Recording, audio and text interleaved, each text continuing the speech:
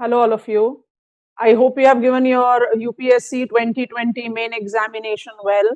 Yesterday, we had our optional papers, and seeing the nature of question, I'll surely want to say that with paper one as well as paper two, the nature of the questions have been with very general and individual specific comprehension. I'll not identify it to be out of context or out of the track, barring the exception of the point that in paper one, maximum question incorporated in reference to India, which is something that is out of box, which is something which is unprecedented. I'll surely agree to it. Because paper one is supposed to be world geography, but in every second question in paper one, we have encountered that we need to write about it in context of India. So that was something which was a surprising element. The first reference, look to the question paper, because I'm dedicating this video to the paper one analysis. So general looking at the paper gives me a feel that the paper is precisely very difficult. But if you try to judge on the nature of requirement of the question, the questions are manageable. And precisely if you are in the capacity of integrating the components which I have always been emphasizing on, whether it was the class curriculum, whether it was the test series program, that more you have to develop of the comprehension and integration of different topics, it becomes easier for you to handle out the things. So I just want to give you an outlay of what was the nature of the question and what was the demand of that question. How would we have approached answering those questions? So let us get on to the screen share to talk about the requirement of answer writing. Right, so if I have to talk about the demand of the question one by one, I'll be taking it up with the reference of the sequence of the questions. So question one, part A, which was a compulsory question, asked to talk about the geographical note. So I'm writing the key terms. All of you must have seen the question paper already. The geographical note is to be written on Halloween storm.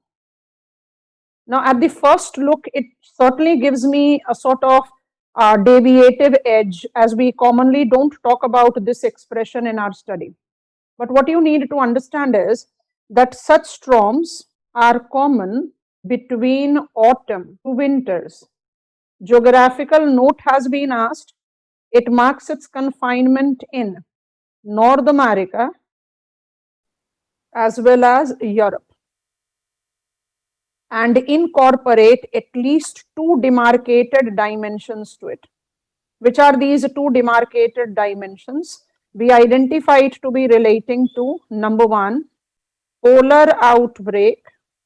Polar outbreak is the first thing, and the second thing that goes up is with the solar flare.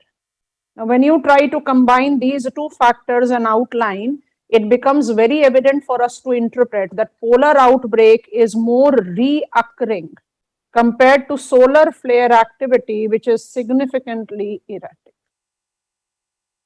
If you try to write your answer like this, you have to justify it to be relevant to North America dominantly with the polar outbreak effectivity, because you always need to understand that Halloween storm has to do with the conditions that are related to the season into which it is experienced. And when we talk about these storms with the geographical identity, I'm essentially confined with North America. However, because I can associate it with the solar storms combining with solar flare activity, I don't ease it out with Europe.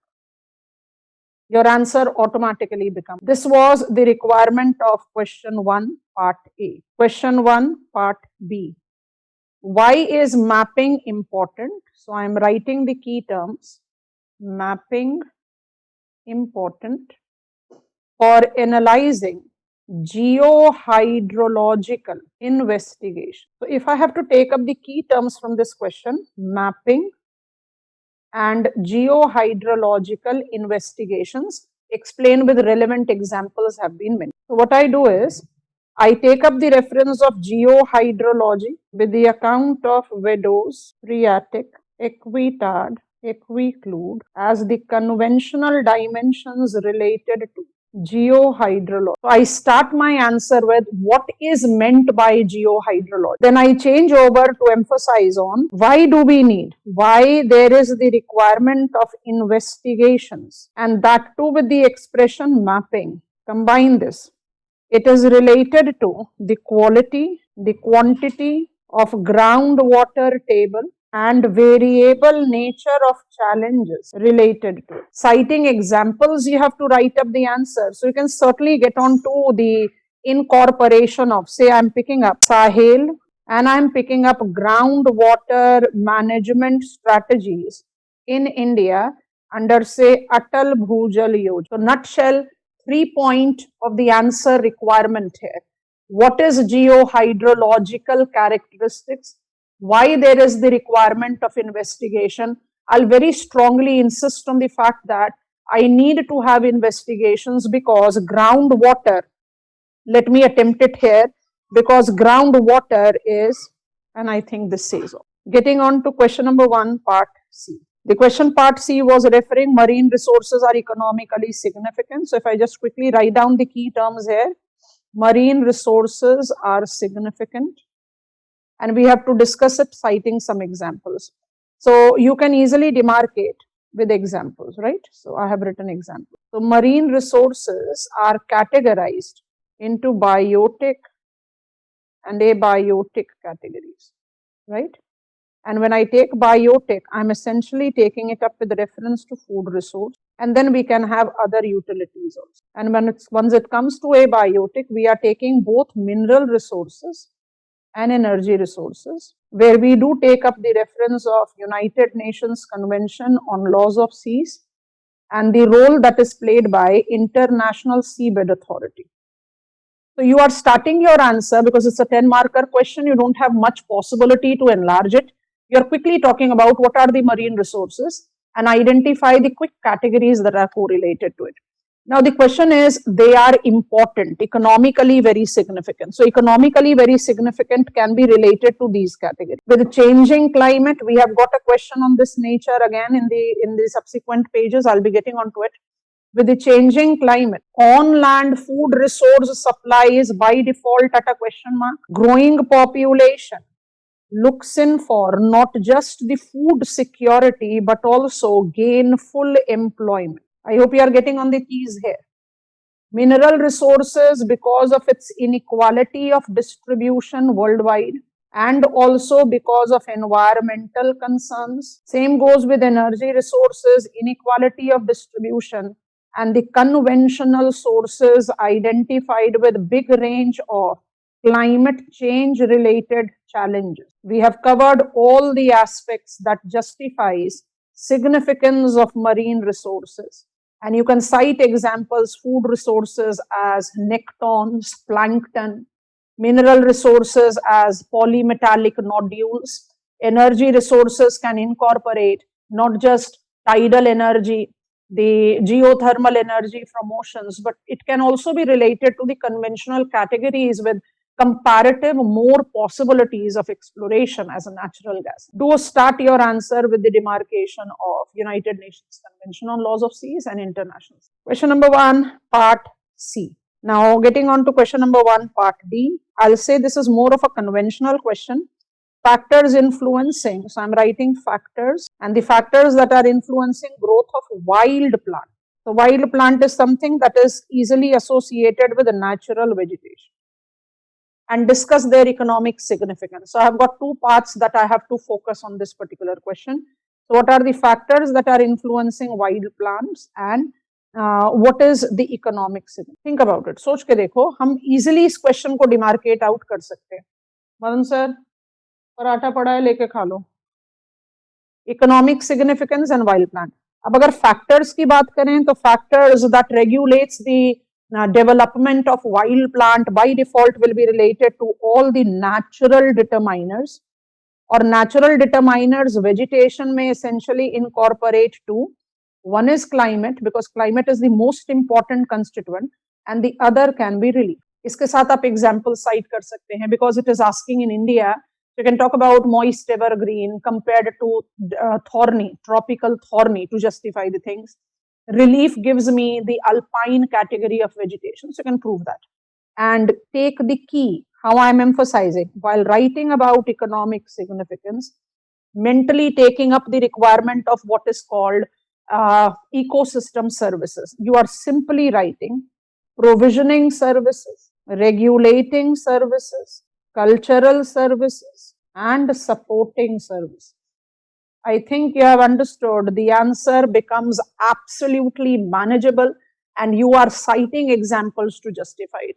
Like in tribal area development program in India, there has been this specific mention that goes towards giving emphasis to the minor forest products. So I'm talking about provisioning service. Question number 1, part E. Discuss the problems associated with living environment in million plus cities of India and how these can be managed. You know, there is a sort of repetitive nature of the question that has been there in question paper. And I don't have to be on the self-praising norm. My test papers are right there available in the market, and you can all easily have a look on it. I overemphasized on million plus cities in almost every next test paper that we conducted for our paper 2 requirement. And when I take up the reference of planning million plus cities, I'm actually talking about planning million plus. I'm planning near 40% of the urban population of the country. So this question is straightforward, is asking us to take up, discuss the problems. So I'm writing key terms here. Problems is being asked associated with living environment in million plus cities. The first requirement of the question automatically comes up. What is million plus cities? We call them top category of class 1 cities.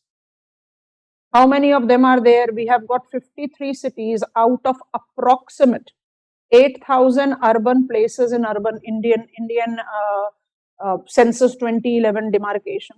Living environment is asked. How do I demarcate living environment? Living environment can be demarcated in terms of economic environment, societal environment, and resilience. And the problems are also associated.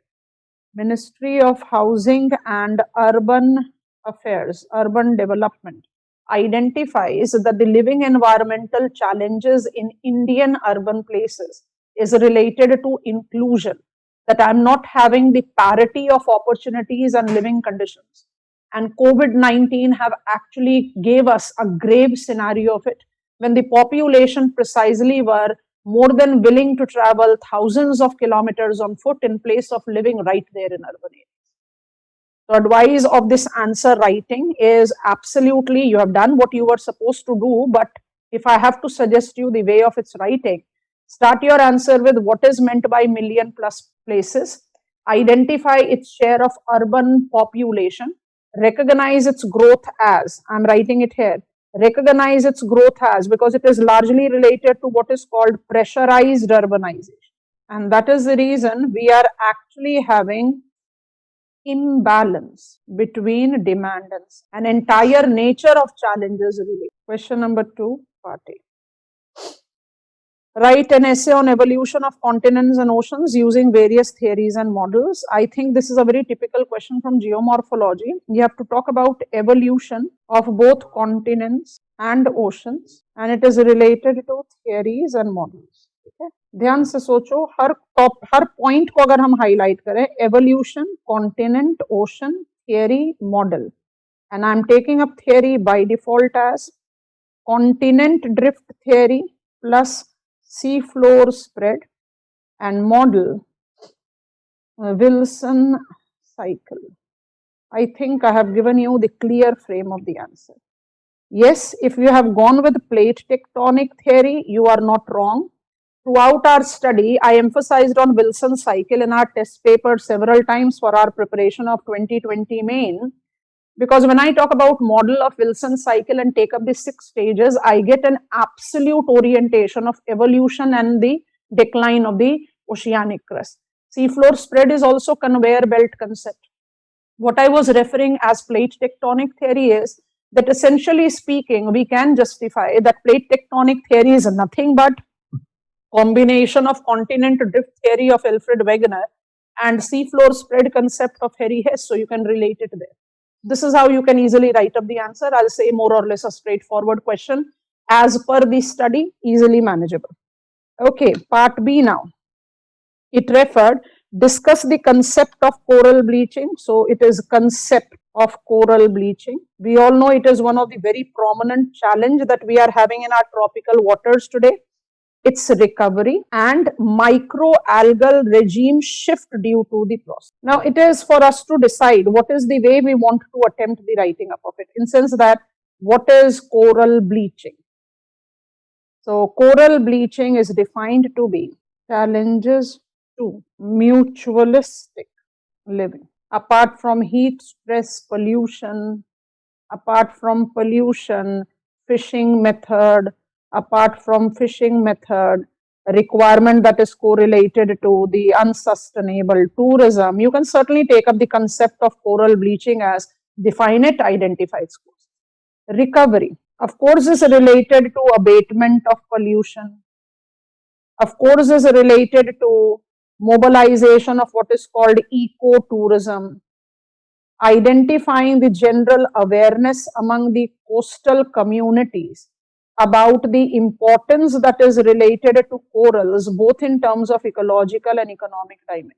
Because recovery essentially correlates to what is called artificial implantation of the corals. Because it is related to artificial implantation of corals, it by default will have its detrimental influence into the algal regime. So bleaching and recovery both have got the detrimental effect on algal regime. Because you need to understand that we are interrupting, and let me write that expression here with a star mark, that we, human activities, is interrupting delicate natural balance. I'm just writing that. So whether it is interrupting it by bleaching it or interrupting it by artificially regenerating it, I by default will be generating the regime shift in terms of their entire sequence of development. So you can enlarge it.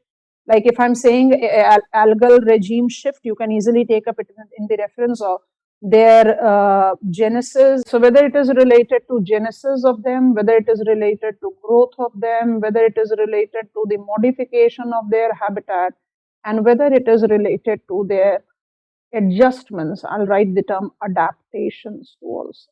Comes in question number 2, part C.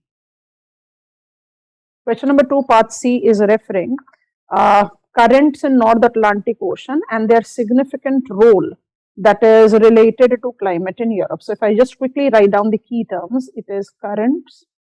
By default, we are supposed to talk about currents, oceanic currents of North Atlantic and its role in Western European climate. I've told you already, and you can easily have a look of the questions that are already there in the market. This was being highlighted in our test series program, and mind it, average answer writing will start with Gyre circulation. You also do it. Give the brief introduction of Gyre circulation of Atlantic Ocean. This is first part. Second part, you have to emphasize on North Atlantic drift. Don't miss out to take up the reference of Norwegian current, which is the extension of it in the reference of Nansen effect, and how they are creating equitable weather conditions. So I'm writing it here, the equitable weather conditions that is identified with Europe. This is where I consider the average approach of answer writing. But what you need to understand, and it is very, very important for you to understand, star mark, Atlantic warming hole relating to cryosphere ablation have modified oceanic and atmospheric circulation influencing European climate. अब आपका answer complete हुआ यहाँ पर. अगर आप ये वाला part नहीं लिखते हो तो आपका answer to some extension will be considered to be incomplete. And I hope you have done so. Question number 3, part A. The question reads, explain how various factors influence the origin and development of Indian monsoonal system. ध्यान से देखो, various factors influencing origin and development of Indian monsoon. Key terms को highlight करना is the most important strategy to write down the answer. You have done what you could do and what you deciphered at the first reading of the question. But just try to think about it. Factors is being asked. So the factors that are correlated with it is all the factors that regulates climate. So nutshell I'm talking about. Because when you are talking about Indian Ocean Dipole, you can easily take up the reference. A very typical question that is coming from oceanography, and I don't think there is much more time required to be devoted. So you have to take up the reference of the study that is related essentially to how we regulate, how do we talk about the different regulators of Indian monsoon. Okay. Getting on to question number 3, part B.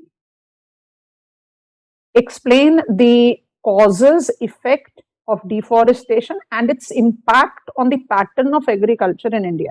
So I want to quickly highlight the terms that has been asked. The first term that has been asked is effect. The second term that has been asked is causes. Effect के साथ the third term that has been identified is impact on pattern of agriculture. So basically, effect has got the impact that has also been highlighted with specification on agricultural pattern. Let me highlight pattern. And causes of what? Causes and effect of. Okay. What are the causes of deforestation?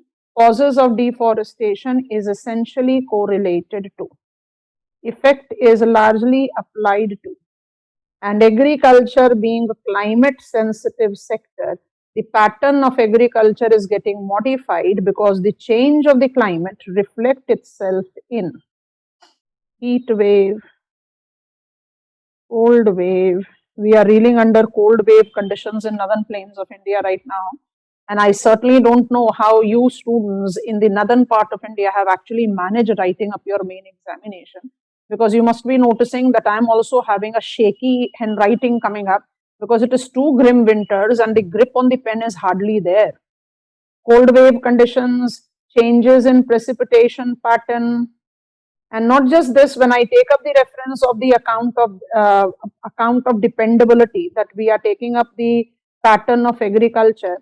So from the crop centric, because crop is more dependent on climate, to livestock centric or biofuel centric. And here you can easily take the mention of, I hope all of us are aware of the fact, the ethanol pricing that has been identified by Government of India with the heavy molasses A, B and C can be a good example, because the question is asking you to write about in context of India. Good answer gets created like this. Part C, I'll not devote much time to. The part C was explain the characteristics feature of frontogenesis and frontolysis. See my test papers of 2020 main, you have got the question on frontogenesis, types of front and frontolysis. These 2 terms comes from polar front theory, propounded by Jacob and Jerkins in the study of temperate cyclonic circulation. Genesis is related to the development, origin of the front, and frontolysis is related to decay of the front. Now you have to write the features. I change the color and write features, because you are supposed to write the features of frontogenesis and frontolysis. While you are talking about frontogenesis, you are mentioning stable front, you are mentioning cold front, you are mentioning warm front, because you have to write features about them. And as soon as you get on to frontolysis, that is decay, you can start with occlusion and thereby the termination, the decay of the front. Nutshell, you are actually supposed to remain focused on polar front theory and its development, because question is asking to write about features. So when you are supposed to write about features, you need to take up the origin and thereby the different characteristics that are related. Yes, I do agree that you can have the possibility of adding, when you are talking about origin of the front, and its development as stable and cold and warm, you can certainly take up the reference of squall line that can be related. But this will be more of an optional thing rather than a compulsion. Okay. Question number 4, part A. Discuss the problems of erosional surfaces. Problems of erosional surfaces. Recognition, distinction from erosional features, modifications. This will answer problems. And then you get on to the writing up of explain the different methods to identify them with suitable examples.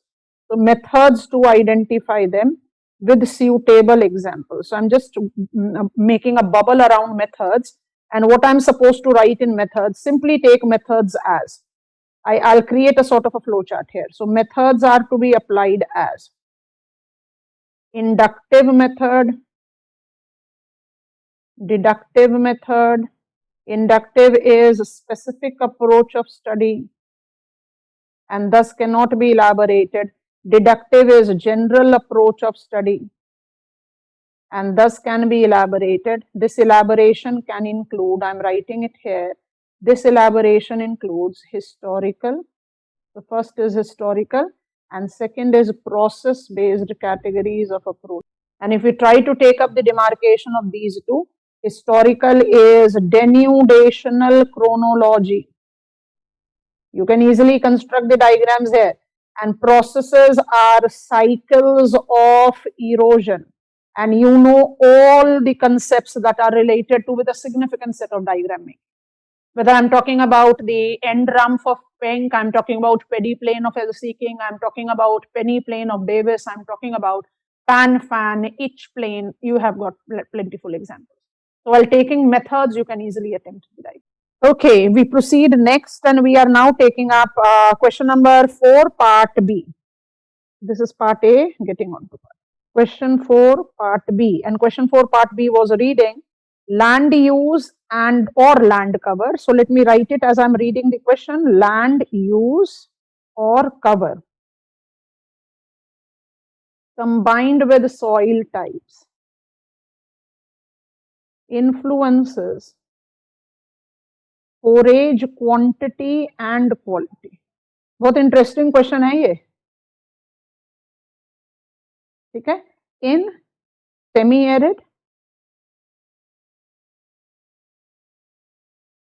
Regions of world, semi arid पूछा है, world पूछा. Interestingly world पहली बार emphasise आया है हमारे सामने इन paper 1. I told you if anything that has to be taken up as unprecedented in this year's examination paper is that paper 1 is all about paper 2. paper 1 में world का focus ही खत्म कर दिया एग्जामिनर ने. Okay, and discuss with relevant example that is been asked. अब इसको अगर हम की टर्म्स को पिकअप करें, that land use and land cover with soil type. So cover भी है, यूज भी है and soil type regulates forage quality and quantity in semi-arid areas of the world. What you have to do is that you have to define the factor. First key expression. Forage is conventionally utilized to denote all the plants, naturally growing plants or the fodder crop that we cultivate. The plants that is eaten by. Okay? As I said that it can include anything. It can include the pasture, it can include the crop residue, it can include the food crops that we are cultivating, anything. Now, after I have given examiner the forage quality and quantity, and you need to take up its relation with land use and soil type, what you need to actually justify? Try and make sense with the key term that I am emphasizing. And why I am emphasizing on it? Because you have to cite example from world and there is no better example. The areas where we are having the grazing community dominantly present is semi-arid locations. And how the land use and land cover with soil type is regulating forage quality and quantity is that we need to abate, we need to somewhere control. I'm using the term control here. We need to control unsustainable, and that is the reason Sustainable Development Goal 13, and then climate action that is related to it with the United Nations Convention to Combat Desertification that talks about land degradation neutrality. Excellent answer, marks up its development. Okay, now I get on to question number 5. No, I'm left out with part C. I'm sorry. So it is question number 4, part C. Right. Question number 4, part C. Discuss human response to and management of hazard and disaster in India. So human response has been re-establishment of. I think I have written everything in front of you to make sense with how to go about with the answer. I proceed and I move to question number 5. Question number 5, part A. Analyze India's food security in context of population growth. India's food security in context of population growth. If I see this question on the face value, I am supposed to take up the reference of food security in the demographic context. But here food security correlates with both quality and quantity of food. Reason, we are having several assessments that have been forecasted, that has been correlated with several agencies. If I quote Global Hunger Index, India is essentially reeling under hidden hunger. And we still incorporate, I'm just referring GHI here, we are still identified with the stunted children, underweight children, and that is where the growth purview of food security is not just related to the quantity availability, it is also about quality. And when it comes to population growth, you need to justify the regional inequality, and you need to also talk about that the growth of population is related to geriatrics, and growth of population is in regional inequality in terms of population size. So first thing is this. And then you have got geriatrics largely in southern states of our country. So automatically the food requirement will vary from one location to the other, both in terms of quality and quantity. So food security concern should be correlated with, and I'm writing it with a star mark, India needs food security concern. We are running midday meal scheme. We are having Annapurna scheme. We have developed one nation, one ration card approach also. In spite of all this, why India is incorporating that hunger dominance in the country? This is where we have to take dedicated food resource planning. I cannot have an omnipresence kind of food resource planning in the country because population dynamics varies from one location. Key points of your answer writing. Question number 5, part A. I get to question number 5, part B. The question is reading, identify the causes and effects of energy crisis and suggest suitable measures to solve the problem. So causes and effect is being asked. Do get hold of the question paper that was being framed for 2020 mains. This question is also absolutely as it is from my test paper. Causes and effect of energy crisis. You can easily take up the reference of inequality of distribution, affordability, environmental challenges, increase in demand, effect, absence of parity in growth prospect, energy poverty being the principal cause of lack of economic resilience, emission intensities, and energy intensive industrial revolution 4. Cause भी हो गया, effect भी हो गया. अब question पूछ रहा है suggest measures to solve the problem. So I'll insist that suggest the measures with support of Sustainable Development Goal number 7, which talks about availability of affordable. Let the all answer be visible in front of you. Affordable. This is how you integrate your thought process to write up a logical answer. हम में से कितने लोगों ने सोचा कि sustainable development goal डाला जा सकता है यहाँ पर? अगर आपने डाला है तो आपका answer automatically is much better compared to your company. Now because there has been no specific mention of India or something, so you can easily write it in the global perspective. Part C. Distinguish between mobility and migration. What are the causes and consequences of rural urban migration in India? Rural urban migration भी straightforward आपके question paper से आपको मिल जाएगा. We have talked about it. एक general point पर हम distinguish करते हैं मोबिलिटी को माइग्रेशन से, that mobility is ability to move. अब इसको आप मेडिकल ग्राउंड्स पे नहीं कहेंगे that we are talking about Divyangjan that cannot, they have got the problem of mobility. It's not about it. Mobility to move incorporate not just related to the physical health but also economic capacity, cultural capacity, that I have got the potentiality to move. So that is mobility. Migration in comparison can be called actual movement of the people.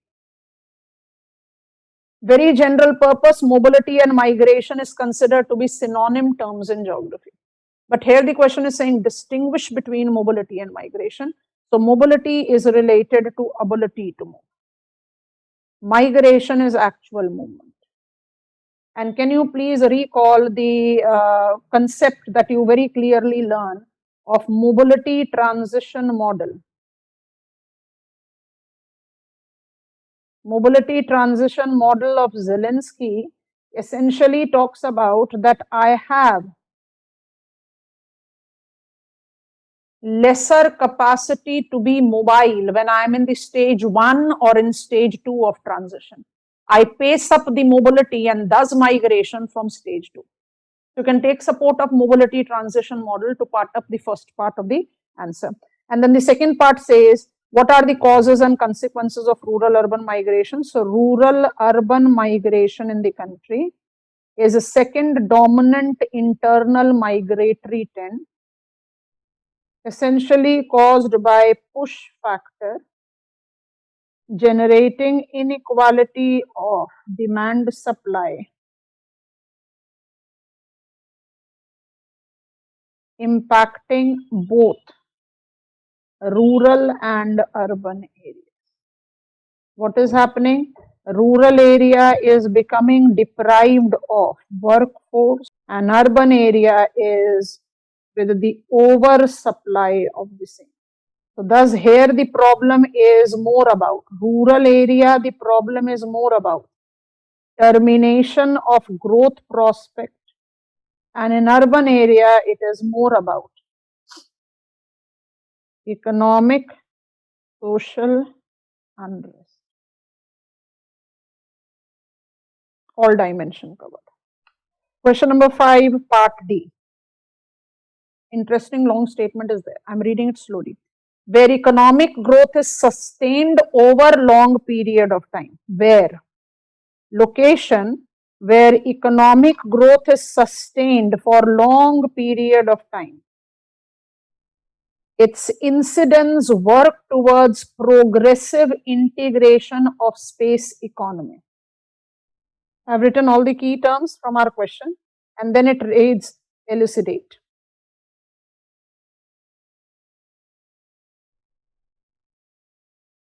Growth pole concept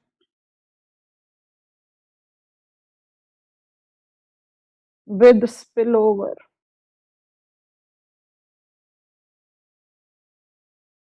Either you are taking up Francis Perroux into your consideration or you simply take Grunwald Myrdal into your consideration. You are sufficiently equipped to write. I'll say it's a typical question that is coming up from your regional geography. And if I quickly go to part E, write note on relevance of von Thunen's model. Very typical question. Agriculture location model. It is always advisable that when you are judging the validity of von Thunen's model, you should take into account, if I just highlight it, it's a conventional thing, so I don't want to devote much time to it. But if I have to take reference of what I'm supposed to write with it, I'll essentially say that in this particular question, you should talk about both systematic and regional perspective of application. मतलब अगर आप systematic लिख रहे हो तो you are talking about market gardening zone, you are taking reference of transportation means which is related to waterways being cheaper means of transport than the other. You are talking about heavier products being sensitive to displacement is marking up its focus more near the market.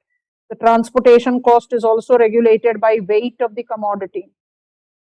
This is how you should attempt. And regional perspective with without climatic consideration. You simply take up the reference of any location of your choice, take in USA or take Europe and demarcate how there is the changeover in the land use pattern as suggested by Pontho. Moving on to the next set of questions in the compulsory part 5 is done. So we are getting on to question number 6 now. So picking up question number 6, question 6, part A. Compare and contrast Malthusian and Neo-Malthusian. Straightforward from my test paper again. And I'll not be emphasizing beyond. Question reads, compare and contrast Malthusian, Neo-Malthusian perspective in context of population growth, resource use and environmental impact. You easily know that you are talking about limit to growth and beyond limit. You can draw the graphical representation of Malthus, which identifies the growth of population and growth in the time and the factor, which results to the development of what he said as the crisis altogether. So you can identify that growth, or you can justify the J curve of the population growth combined with, so J curve can be taken into account and you can combine it up with the S curve reference. Either ways you can attempt on the answer. You can easily add on the diagrams to it.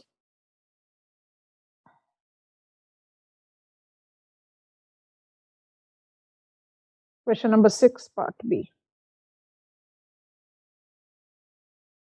Land degradation is a threat to the productivity, sustainable resource management. Land degradation. In context of India बोल रहा है, so you can start up with the land capability classification. In giving examiner the category that we have in our country demarcated by Survey of India, so you can justify that. If I have to quickly give you the reminder of it, I'm talking about this category of land use classification. I hope all of us have easily recalled it. You are talking about all the 8 class categories in the sequence, and that is how you take up the quick understanding of it. That is how you draw it. Of course, you can easily demarcate them like this. I have gone very rough with my answer diagram drawing. So first you start that land degradation is us. So you introduce yourself with the land capability factor in the answer writing and then talk about land degradation. Land degradation is essentially related to quality and quantity of.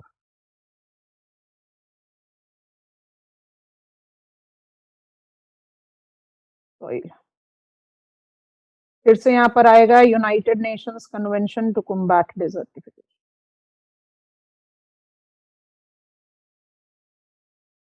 Land degradation is a threat to productivity and sustainable resource use. That is the reason you have to talk about land resource planning. And land resource planning in India is essentially related to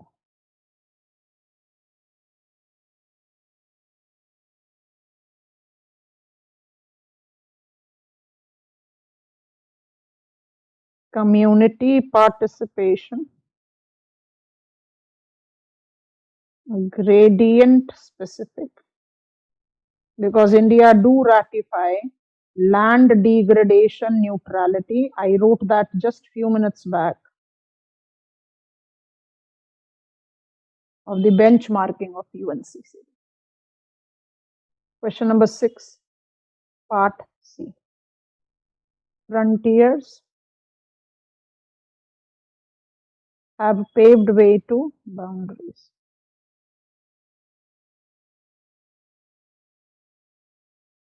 Explain the reasons. Start your answer with referring frontiers as a buffer, boundaries as a line, frontiers that goes with nation, boundary that goes with state. Frontier have lost its legitimate political status, but continues in economic, societal, cultural component. Why it has lost its legitimate political status? Because it is replaced by boundary. Now the question's answer begins after this introduction. Why boundary? There is the requirement of boundary for demographic consolidation, economic consolidation, security concerns,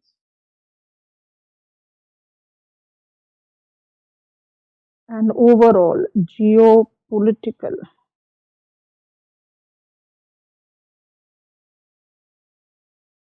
vulnerability abatement.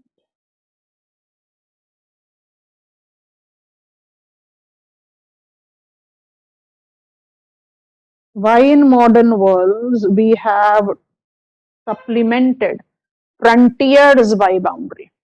Because in the modern political world, we need to have defined boundaries to have a consolidated demographic, economic, security, and geopolitical vulnerability abatement.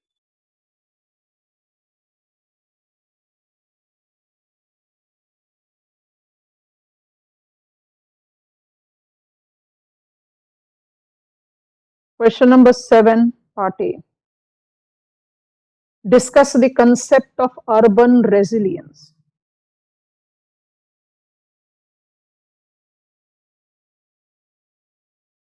इस question का answer आपको straight forward pickup करना है and I will be just writing that and I sincerely believe that all of you have integrated that in context of planning for sustainable development in reference to towns and cities in India.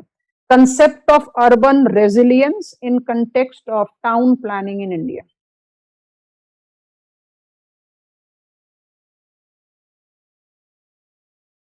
Concept is the first part. Town planning in India को फिर आप easily associate कर सकते हो smart cities से. You can associate it with Amrut. You can associate it with Hriday, because these are the prominent programs that we have and you can easily highlight that. So second part of the question. First part of the question में concept पूछ रहा है, तो concept के लिए आप क्या करोगे? Resilience का component add up करोगे, ठीक है? So concept of urban resilience is conventionally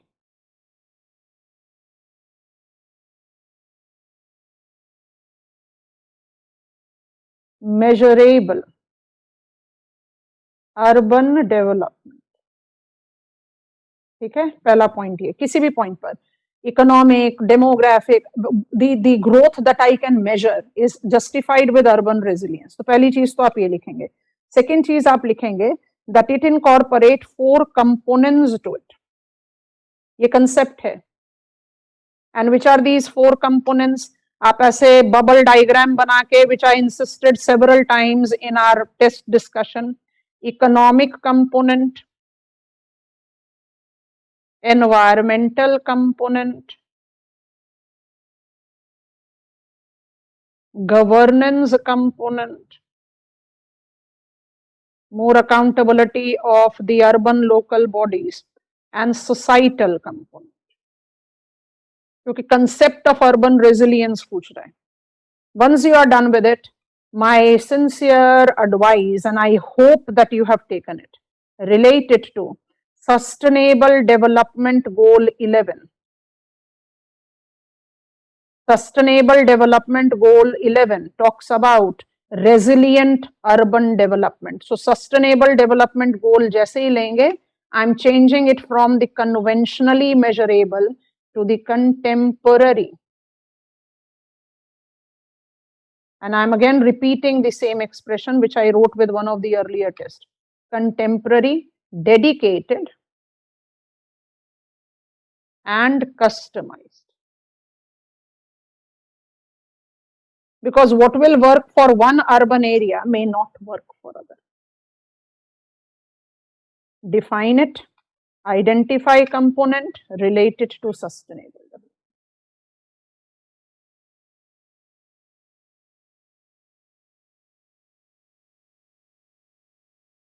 Question number 7, part B. Analyze the dynamics of industrial location in metropolitan cities of India. Dynamics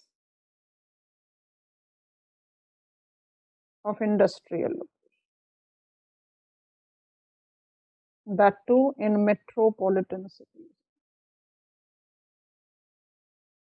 ठीक है, अब इसमें आपको क्या सोचना चाहिए? Dynamics of industrial location.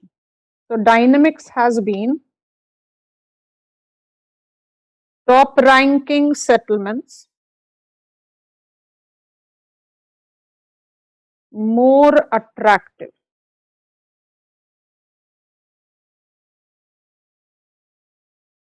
So I'm asking you to mentally take support of primate city,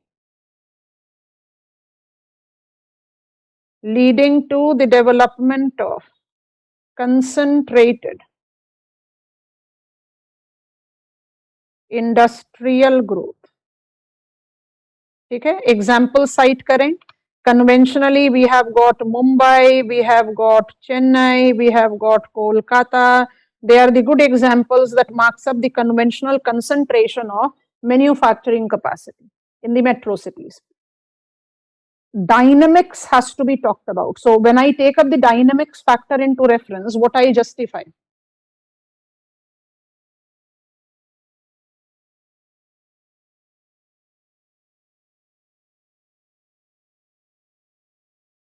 Careful, what we are taking up into reference.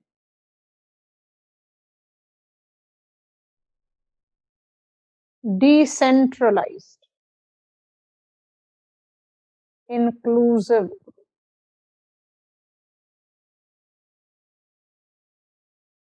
कहीं से भी आंसर आपके हाथ से नहीं निकला.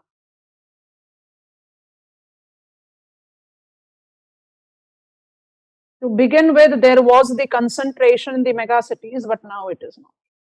And when you are writing this decentralized factor, certainly you can add on. Please remind yourself of Central Pollution Control Board. CPCB का जितना भी orientation है, whether I'm talking about corporate responsibility, the Charter on Corporate Responsibility on Environmental Pollution, or I'm talking about the Comprehensive Environment Pollution Index, it actually is restricting the growth of industries in certain locations. So that can also be added as an optional point. Because when I take up the account of environment impact assessment, the dynamics by default will mark up its change. So dynamics is changing not just in terms of economic aspects, dynamics are changing also in terms of ecological or environmental aspects. That is what I'm asking. And I don't think that you are not aware of this. Question number 7, part C. Write an essay on gender equity. Essay लिखना है, gender equity and gender equality in Indian context for a balanced human development. If I have to start my answer, and I'm taking it up from United Nations, if I have to start my answer, I can easily give examiner that every gender equity do not relate to gender equality. But every gender equality has got gender equity involved with it. So I require more of gender equality than equity. So it is like we always speak about no, male, female are actually same and should be given same opportunities and etc. So it is about idea. And in idea, in speaking, in presenting our viewpoint, India has been a very prominent example to advocate, to showcase, to support gender equity. But all the facts and figures of the country, of course, things are changing. I will be wrong if I say it is not, proves that gender equality is still a far off distance. And that is the reason when I'm writing the answer on the balanced human development, you have to actually focus your answer on all the major challenges that are related to gender based inequality. अब इसके बाद you can easily take up the account of anything. I always insisted, and as we have attempted our class or the test answer writing point, I can take it up from census. I can take it up from gender inequality index of HDI to prove my point. That how if 50% of the population is not being provided with equality of opportunities, it cannot be the proof. Census will give me the sex ratio related account, and I hope all of us are aware of the fact that Indian sex ratio is still considered to be the example, UNFPA, United Nations Fund for Population Activity, identified to be regressive. So very clearly it is an example of regressive sex ratio, so which justifies that gender equality is still not a prominent domain for us. And everything that comes up with GII, whether it is maternal mortality ratio, whether it is adolescent fertility rate, whether it is labor force participation rate, you have to justify that we are having the problems that relates to implementation. Getting on to the final question. Question number 8, part A. Discuss how and why. How and why. Mackinder modified the concept of pivot area after World War. Pivot was converted to heartland. Though in heartland concept also, I'm talking about 1919. So World War I, we are taking up into reference. Heartland was being combined with, it continued on with 3-tier classification of world and recognition of world island. So here we are talking about pivot, inner and outer crescent. This continued. And then heartland was extended with midland and Lena land.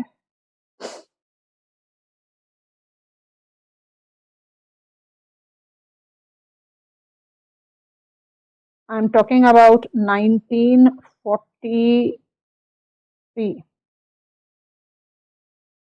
So Second World War.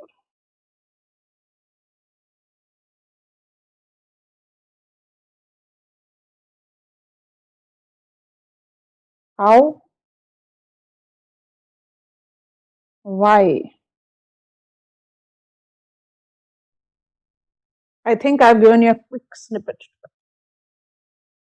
When we learn Mackinder's Heartland concept, we say it was a research paper in 1904, then it was a full-fledged text in 1919, and then again it was a research paper.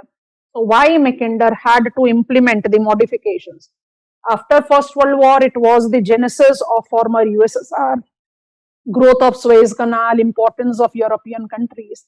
And after Second World War, rather during Second World War, we very clearly take up the account that is relating to growth of capitalist node in counterbalancing the socialist.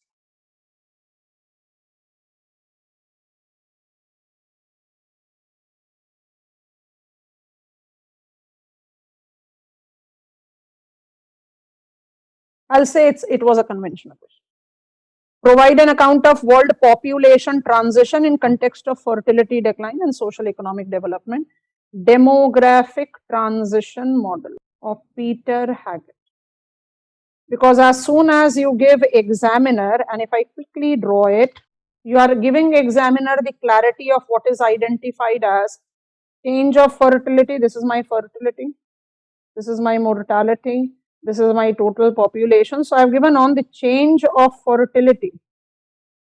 I'm picking up the key terms from the question. So change of fertility in sense of its decline relates to socio-economic development, because the fundamentals of demographic transition model says that medical advancement is sufficient to modify mortality. But when it comes on to the reference of fertility, you need to have the modification of the society. straightforward take demographic transition. And finally, the question number 8, part C.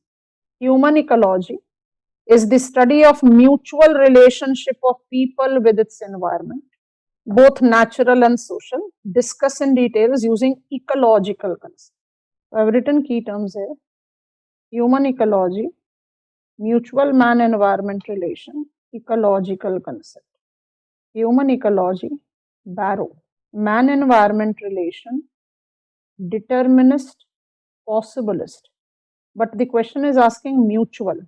So the better expression for us to take up into reference will be stop and go determinism or cultural determinism, and I'll write probabilism straight. और ecological concept की जहां पर हम बात करेंगे ecological adaptation.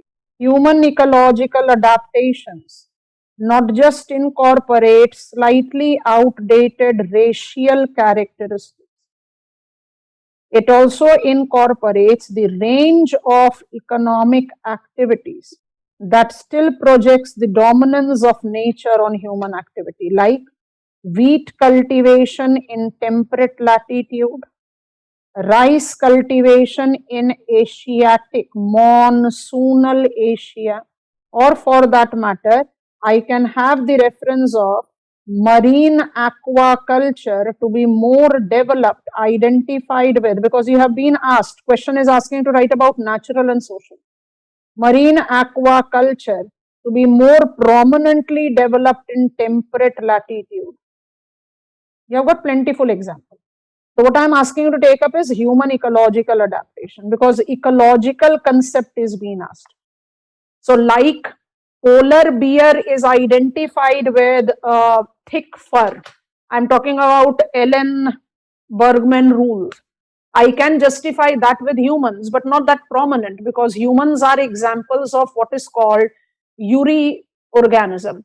So they don't justify that kind of adaptation, but that our adaptation have been largely with our skin color, with the UNFPA saying that the skin color based categorization is slightly outdated. So I don't continue with that, but I give examiner a point of it, and then I talk about all economics. I hope this orientation will give you a confidence altogether that you have attempted your paper the better way or not, and all those who are still preparing have got the understanding that what I have been consistently maintaining, examination in the present purview is not textbook oriented, and my point have been very strongly proven.